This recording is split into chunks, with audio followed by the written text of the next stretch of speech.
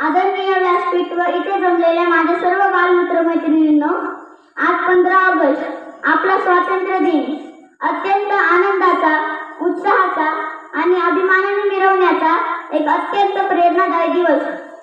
आजच्या या मंगल दिनाच्या तुम्हा सर्वांना खूप खूप शुभेच्छा।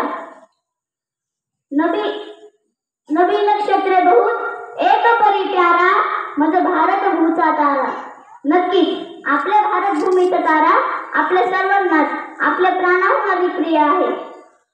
आपण आपल्या देशावर खूप प्रेम करतो, पण देशावर प्रेम करणे म्हणजे काय तर काश्मीर पासून कन्याकुमारी पर्यंतच्या सर्व बांधवांना प्रेम करणे, एकमेकांचा आदर करणे, सन्मान करणे व बंधुभाव जपणे।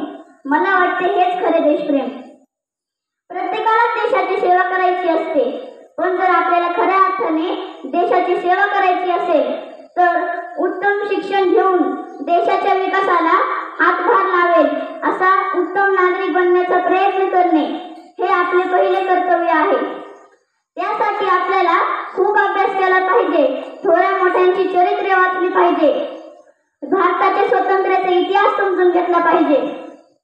आपल्या देशाचे तिसरे पंतप्रधान लाल बहादूर शास्त्री यांनी आपल्या देशवासियांना एक संदेश दिला होता, जय जवान जय किसान।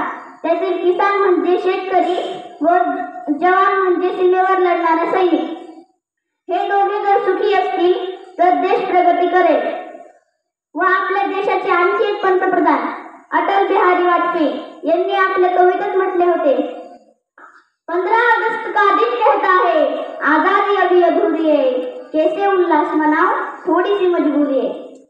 काय मजबुरी असेल बरं ती? आपल्या देशाची लोकसंख्या जवळपास 160 कोटी आहे। त्यातील 25 ते 30 कोटी बांधवांना अजूनही एक वेळचं जेवण पण मिळत नाही आणि आपण त्याला भूकबळी असे नाव देऊन मोकळे होतो। म्हणजे एकीकडे आपण स्वातंत्र्याचा जल्लोष करतोय आणि त्याच दिवशी उपासमारीने कित्येकांचा मृत्यू होत असेल। हे थांबलं पाहिजे मित्रांनो, तरच खऱ्या अर्थाने स्वातंत्र्य दिन साजरा होईल। स्वातंत्र्य, समता आणि बंधुता हे राज्यघटनेचे मूलतत्व आहे। चला तर ते जपूया आणि खऱ्या अर्थाने स्वातंत्र्य दिन साजरा करूया। जय हिंद, जय भारत।